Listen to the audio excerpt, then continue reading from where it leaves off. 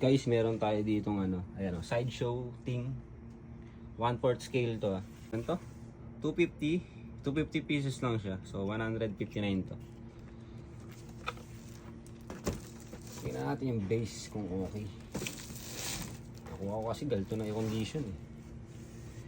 Ayan. O, tapos ito yung dating natin guys. Fantastic for nothing. Grabe ang bigat nito. Tapos nilinisan ko kasi medyo marumi. Laki nito. Tapos ang bigat. Salpak natin dun sa base nya.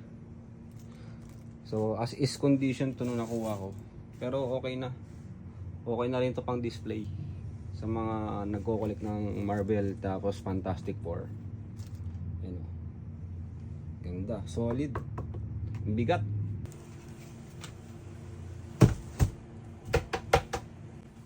Boing.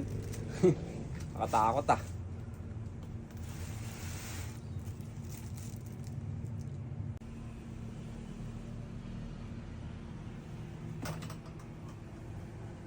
Laki oh. So ang maganda dito guys, yung mga damage niya or kaya paint chip parang bumagay sa katawan niya. Kasi parang natural lang yung mga paint chip tsaka damage niya. Kumbaga parang naging battle damage.